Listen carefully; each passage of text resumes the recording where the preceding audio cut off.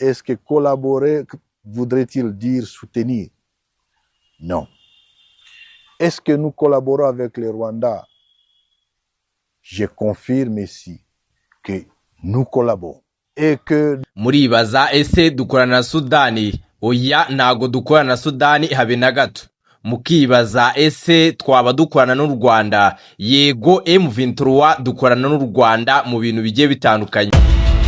Iyi ni Kivu update. Muhaye ikaze.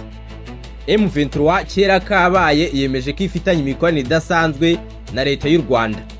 Ese leta y'u Rwanda yaba yarohereje ngabo nk'uko bivugwa n'imiryango mpuzamahanga mu kurwanya ndetse no guhangana na leta ya Kongo ndetse n'indi mitwe yitwaje intwaro nka FDRL wazanendo ndetse n'indi?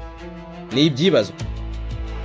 Umuyobozi akaba n'umuhuzabikorwa wa M23 Colonel Nanga mu kiganiro yagiranye n'ikinyamakuru Igihe mu mujyi wa Goma yagaragaje neza ko u Rwanda rufitanye imikoranire na AFC M23.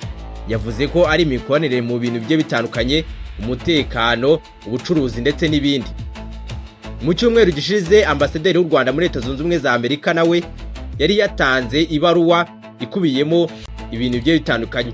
Yari ikubiyemo ingingo zigaragaza uburyo leta y'u Rwanda ifasha AFC M23 mu bintu bye bitandukanye. Ni dosiye yari yashyikirije akanama gashinzwe Afrika ko mu nteko nshingamategeko ya Amerika.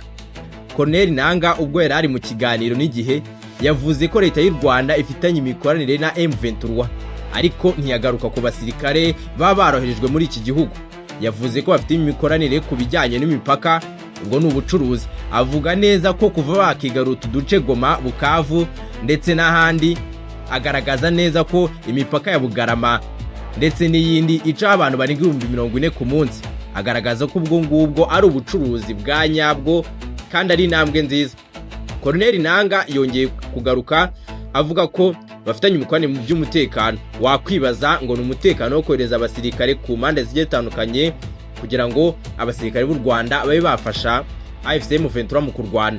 Ariko Colonel Nanga yavuze ko bafatanye mu by'umutekano mu guhashya FDRL mu gihe yo bafashe abarwanyi ba FDRL bashyikiriza u Rwanda. Mu mwaka utambutse twarabibonye, ni kenshi abarwanyi ba FDRL bagiye bafatwa na M23 AFC bakabashyikiriza ingabo z'u Rwanda ku mupaka wa Bugarama. Colonel Nanga yongeye kugaruka avuga ko bafitanye imikoranire bigiye bitandukanye bitewe n'ibyo bifuza. Agaruka avuga ko n'ubundi bose bafite umwanzi umwe, FDRL ikomeje kwica abaturage bo muri Repubulika Iharanira Demokarasi ya Kongo bari mu bwoko bw'abatutsi, abanyamurenge. Yakomeje avuga ko bakomeje kubangamirwa na FDRL. Icyo bagomba gukora rero ari ukurwana, ndetse kandi iyo ari ingingo bahurijeho n'u Rwanda, dore ko FDRL yakomeje kugaba ibitero bigiye bitandukanye ku gihugu cy'u Rwanda nko mu 1990. Colonel Nanga yagarutse avuga ibintu byinshi, avuga ko ikibaraje inshinga bose ari umwanzi umwe, FDRL. Colonel Nanga yongeye kugaruka avuga ko atari u Rwanda rwonyine bafitanye imikoranire. Colonel Nanga yavuze ko na Uganda bafitanye imikoranire nko ku mupaka wa Ishasha uhuriweho, bakorana ubucuruzi bugiye butandukanye. Ubucuruzi bwabo bwakomeje.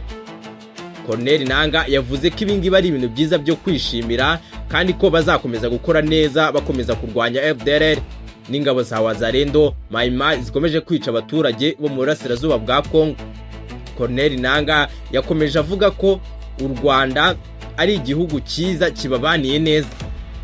Nukwibaza ese iby'imiryango mpuzamahanga na raporo ya Loni bavuga ko ingabo z'u Rwanda zaba ziri muri Repubulika Iharanira Demokarasi ya Kongo byaba ari ukuri? Ibyo nukwibaza ibyari bikubiye muri raporo ambasaderi w'u Rwanda muri Leta Zunze Ubumwe za Amerika yashyikirije kara kanama gashinzwe mu bya Afrika ndetse n'umutekano mu bya Afrika.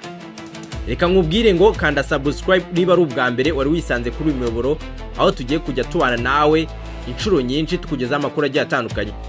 Kumenya amakuru ni kare, kanda subscribe rero kugira ngo tujye tubana nawe. Iyi ni Kivu update.